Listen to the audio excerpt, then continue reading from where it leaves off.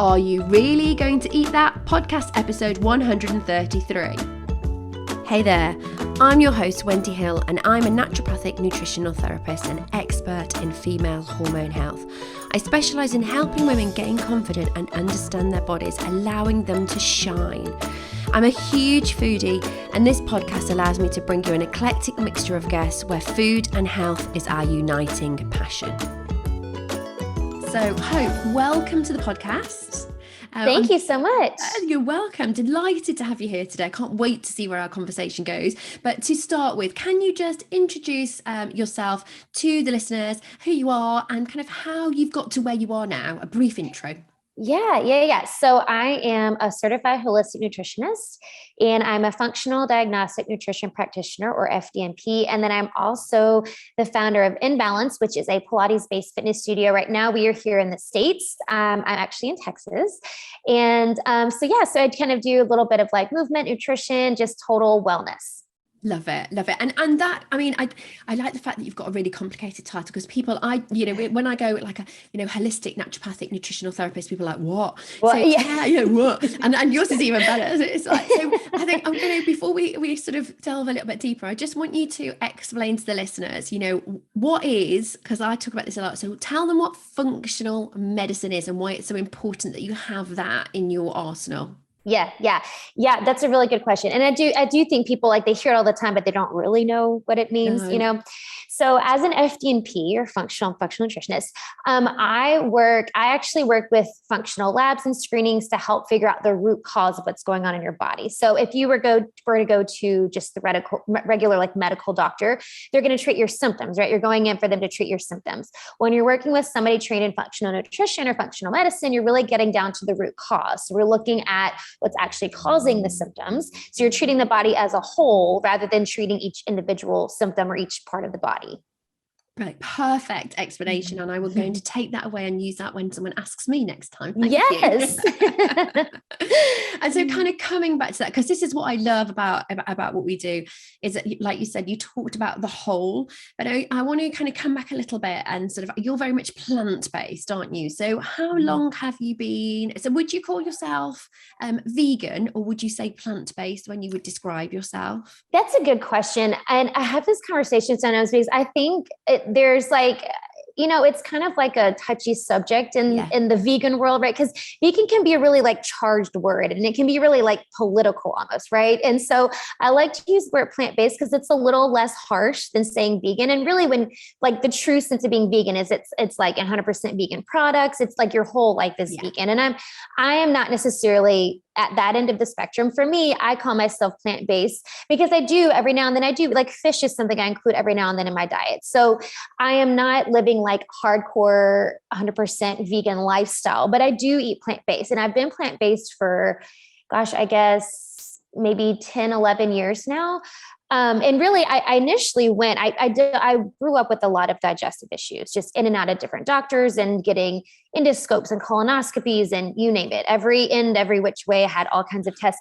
And so, back then, this was, 20, however many years ago, it was like, oh, you have IBS, which is like basically the doctor being like, we don't know what's wrong with you. Your stomach's messed up, And so as I got older, I started reading a lot, just kind of educating myself. And so in my 20s, I was reading some books on a vegan diet.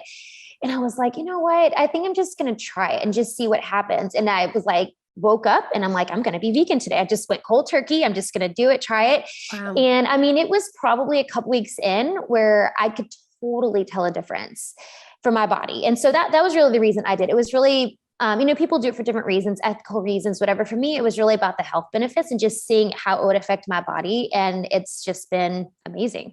And I think lots of people find that. I think it's often a combination, isn't it, of cleaning up your diet as well as, like, I'm not plant-based at all. I say that I eat predominantly plants with some animal products.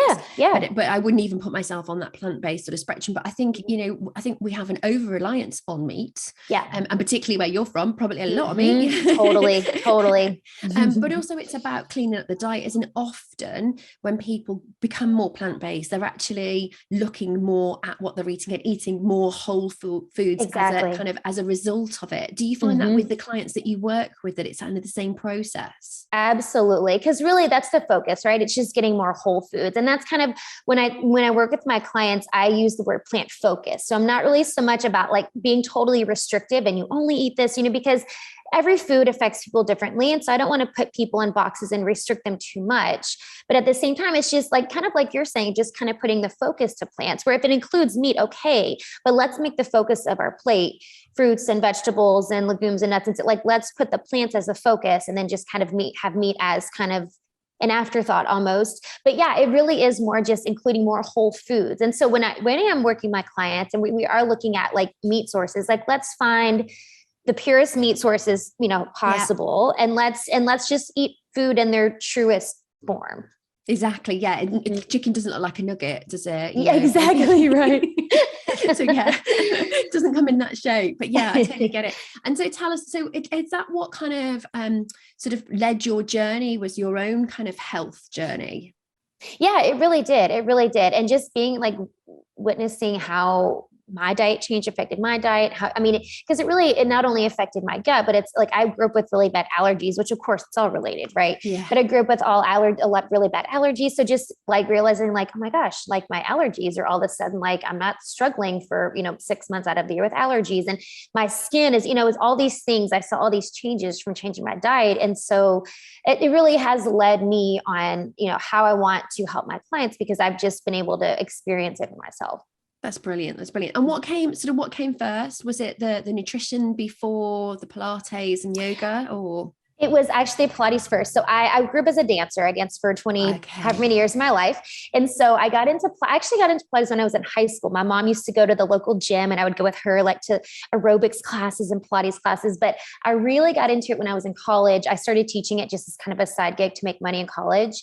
And I just fell in love with it. It's just the fluidity and the movement and like all of it. I just loved it. And so I started teaching it in college, taught all the way through. And so I was presented with the opportunity about 10 years ago, I guess, to open a studio here in San Antonio, Texas, where I am now. And so I started that. And then my nutrition kind of grew from that. Like I'd always been interested in nutrition, just personally, just because I love the human body, and it just all of it intrigues me.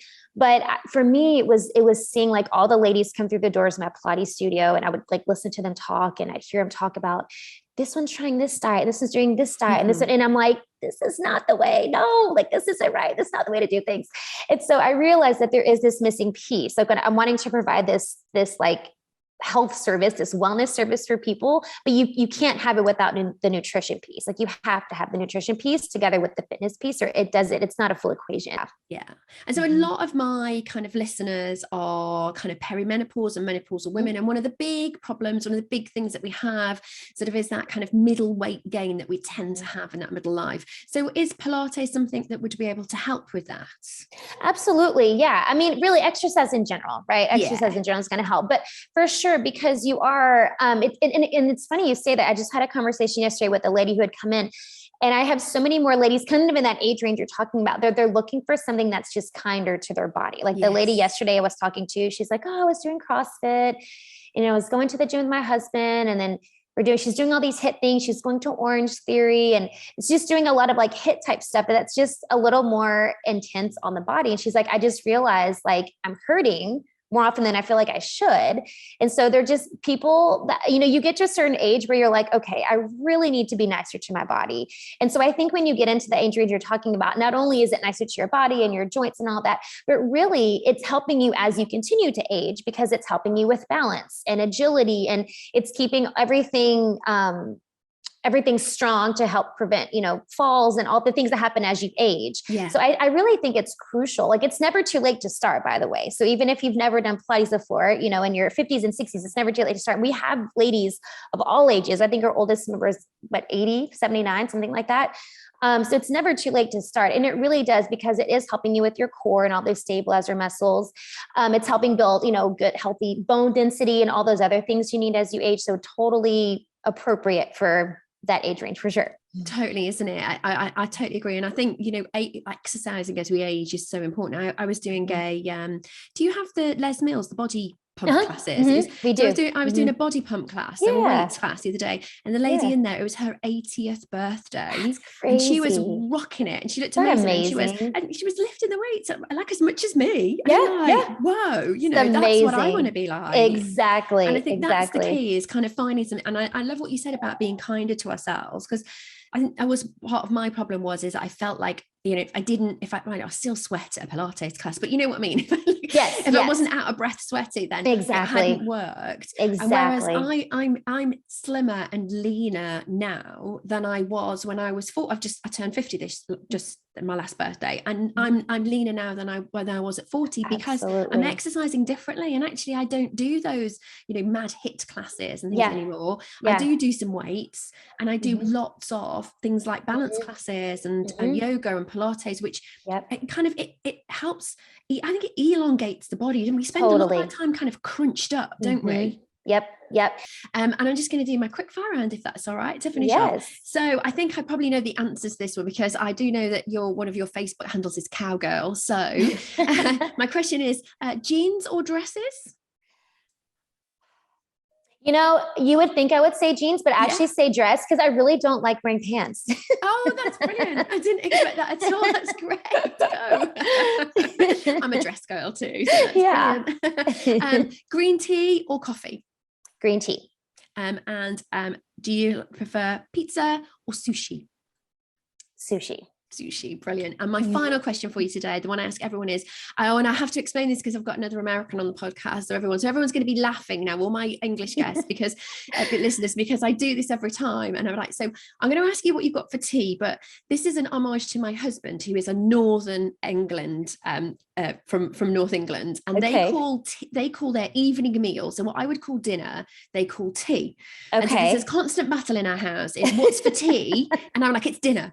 And so now my question to you is, what have you got for tea? And it is, what have you got for your evening meal? So do you know what you're having tonight? I know it's very early in the morning. It is early in the morning. Well, you know, my husband and I are taking a little weekend trip to Austin, which is an hour away. So we're going to be in Austin for dinner, and I have actually no idea. So we get to go try the big foodie scene in Austin, which I'm really excited about. So I'm very jealous. I really want to come to Austin. That's massively on my list. Yeah. How far away from you is that?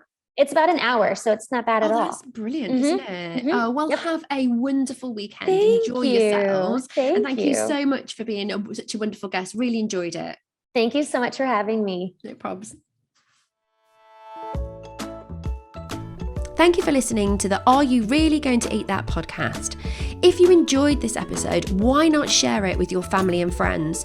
And the best way to help me get out to a wider audience would be to leave me a review. So if you've just got a couple of minutes, if you popped into iTunes and just scroll down to the bottom, click 5 stars, of course, and leave me a review. That really helps our ratings. And to make sure you get every episode in your inbox on a Wednesday as it's released, remember to click subscribe. Thank you so much for your support. Tune in again next week for the latest episode.